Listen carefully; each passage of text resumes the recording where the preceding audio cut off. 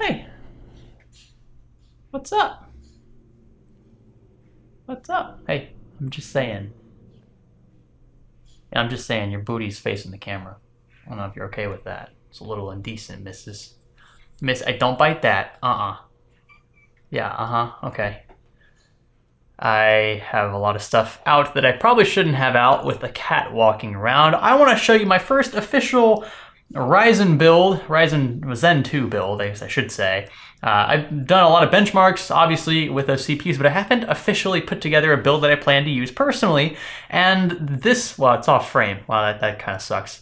This build right here, I'll show it to you in a second, is my new Zen 2 PC, and it's actually probably a bit underkill for what you were expecting it to be, and that's because I don't need the most overkill stuff. I try to use stuff that I would use if I was still on a budget, and I think this will fit the bill for a lot of you looking for a balanced 1080p, 1440p gaming and streaming rig. Let's check it out.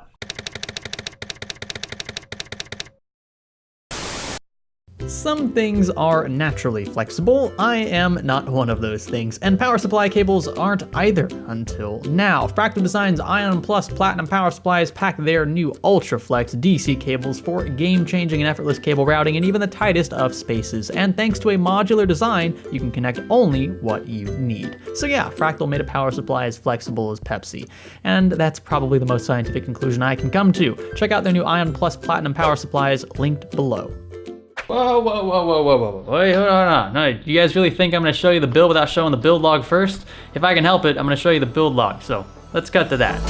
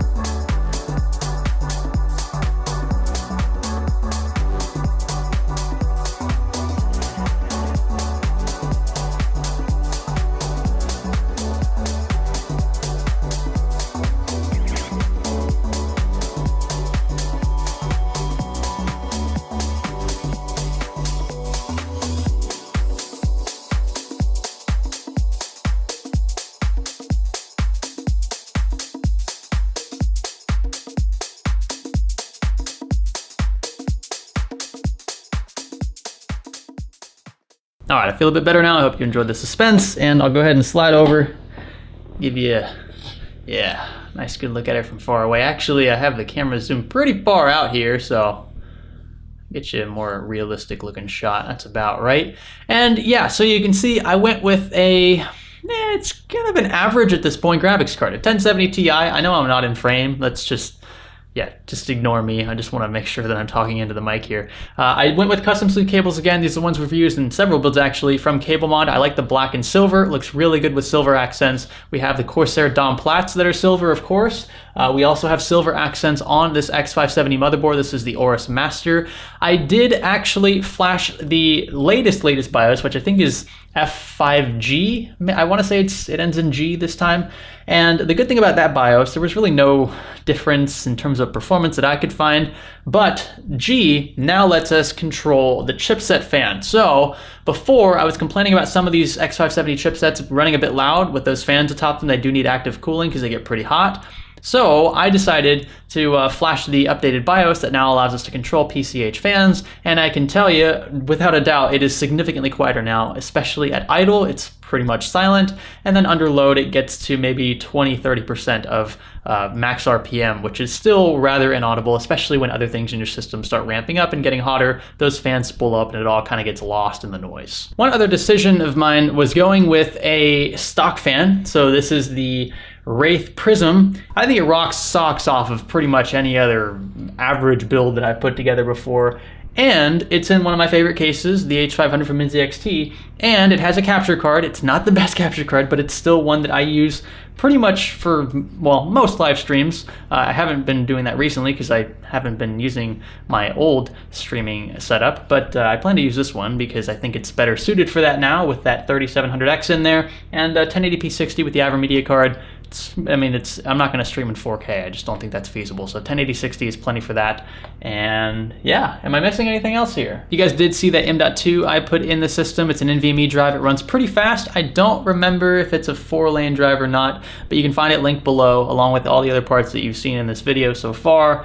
And yeah, it'll be much snappier than a traditional SSD. That's the good thing. I also have a 2 terabyte hard drive in here for my Steam library. Very easy to swap that from build to build if need be. And then you just kind of designate your Steam library as that drive, and you don't have to reinstall all of your games onto your boot drive. By the way, one of the reasons why I chose the 1070 Ti for the win from EVGA is because it's a 3-slot card, and it's more reinforced at the shroud area, which means it doesn't sag. So this card's very rigid as it is, and because we couldn't use a vertical mount, because we have the capture card in here, I knew a card was gonna have to be installed in the traditional horizontal orientation, and it still looks really good this way. It's a slightly wider card, so it takes up a little more space. There's not a bunch of empty space in this build as is, and it stays super quiet because it is such a beefy card in that respect as well. 1070s are very power conservative, and then when you tack a beefy cooler on like this as well, it just means that the card's gonna run even quieter under a heavy load. So what I'm doing now is opening up 3D Mark, and we're going to run the TimeSpy benchmark to see how this computer scores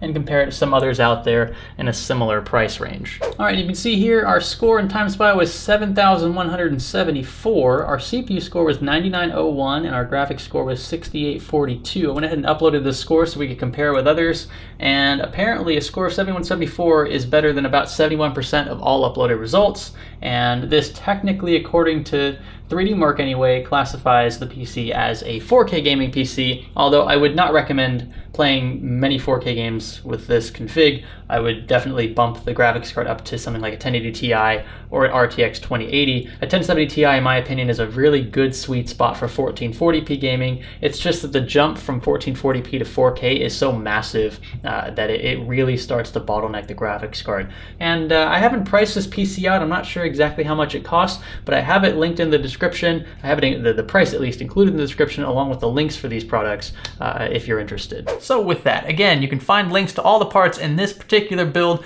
down below in the video description, tied to our Amazon and Newegg affiliate accounts, and we do get small kickbacks when you buy stuff through those links. It does go a long way. Every little bit counts. In fact, it's usually like 2, 3, 4% of the total price of the item that we get back as an affiliate member, but it adds up. And again, it lets us buy more stuff like this, helps me pay rent and other things. We have a baby coming, so I'm sure a lot of money is going to be going to him and Lisa, and yeah, a lot of bills coming soon. Not that we don't already have a lot of bills, but it's going to get worse, and the house is almost finished, and so that's going to, yeah, that's going to consume more money, especially when we have to fill it up with furniture. And I know Lisa's going to love going to IKEA, which is just down the road from us.